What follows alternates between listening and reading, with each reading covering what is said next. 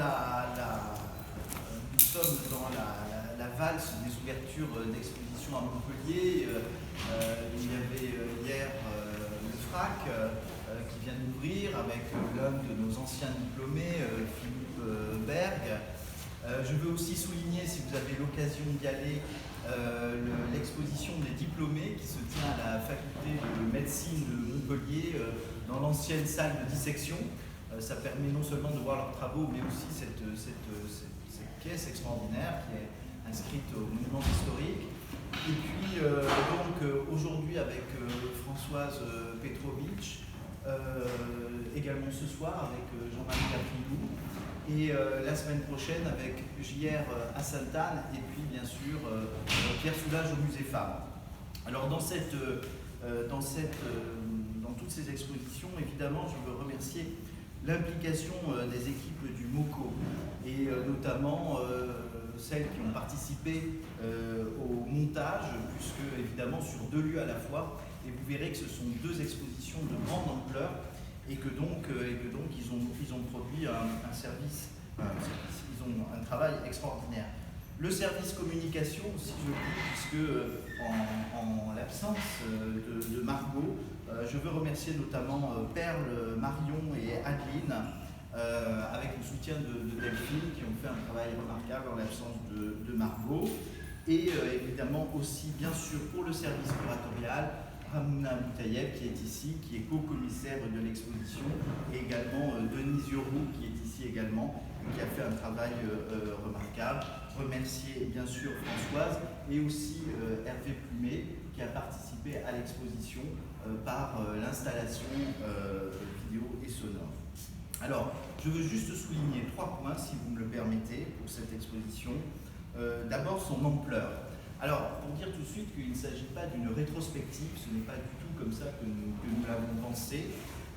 Par contre, ce que nous voulions, c'était pouvoir avoir des incursions dans des œuvres plus anciennes de Françoise. Donc, nous ne nous sommes évidemment rien interdit, et vous verrez 130 œuvres qui vont des années 90, du milieu des années 90, 1994 pour être précis, jusqu'à 2025. Il y a également une trentaine d'œuvres qui ont été produites spécifiquement pour le projet. Et je veux également souligner que dans les œuvres des années 90 qui sont présentées, qui sont montrées, certaines le sont pour la première fois au public. Je veux aussi noter la diversité des médiums et techniques que vous verrez dans l'exposition et qui représentent la palette, l'ampleur, la diversité du travail de Françoise, céramique, bronze, vidéo, peinture, dessin.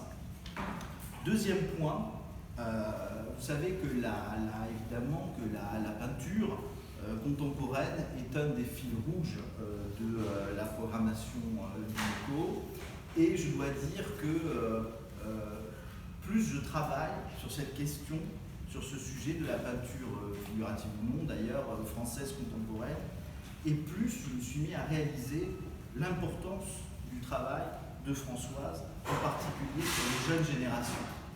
C'est une œuvre qui est unanimement saluée comme étant l'une des plus influentes, l'une des plus essentielles, l'une de celles qui a le plus inspiré les nouvelles générations. Je dirais peut-être que ça tient à 2 points, me semble-t-il, qui ont permis de faire peut-être contre-modèle dans les années 90 et 2000. D'abord, une esthétique de la suggestion qu'elle a mis en place au moment finalement où les formes de figuration qu'on pouvait voir en France étaient peut-être beaucoup plus, comment dirais-je, agressives, beaucoup plus soulignées. Et c'est vrai que de ce point de vue-là, le travail de Françoise apparaissait comme un contre-modèle par son effet de suggestion.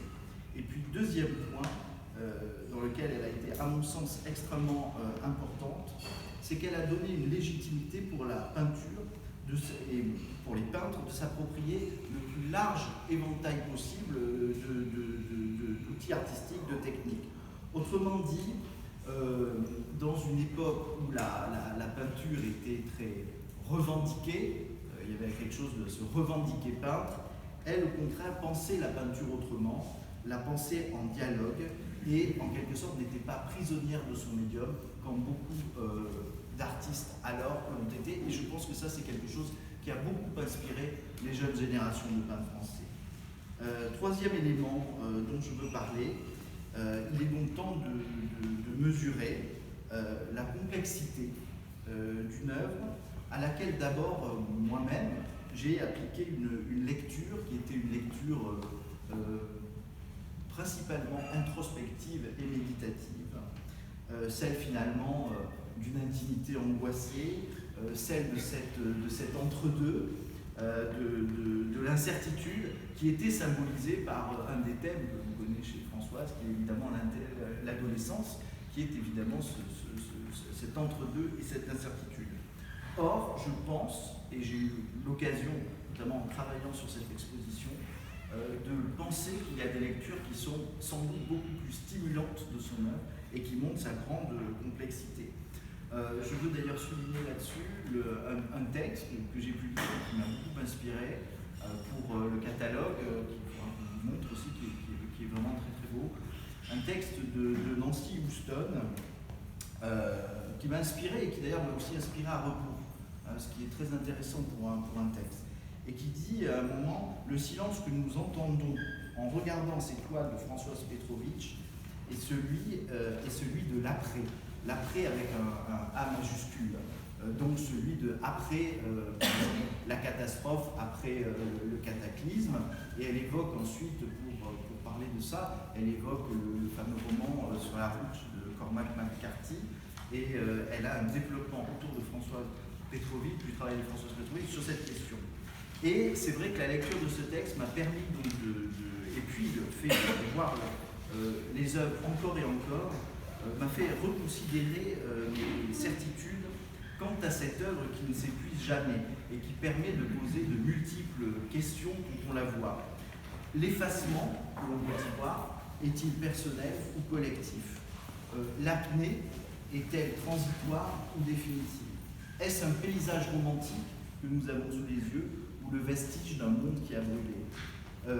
Assiste-t-on à une absence de bruit ou à un silence ontologique qui définit notre condition? Alors c'est vrai qu'après avoir travaillé longtemps sur cette exposition, je me rends compte encore plus maintenant à quel point il s'agit d'une œuvre complexe et très difficile à appréhender. Voilà quelques mots que je voulais dire avant peut-être que Ramona ou alors... Moi je vais être très bref parce que je vais laisser plutôt la parole à Françoise. Très rapidement pour compléter, je renouvelle mes remerciements bien évidemment à Françoise Petrovitch et à toutes les personnes qui ont participé à ce projet. Vous verrez qu'en complément de l'exposition, on a fait un catalogue qui est richement illustré. On a travaillé avec les Sylvana Editoriale et les graphistes ateliers Tout va bien.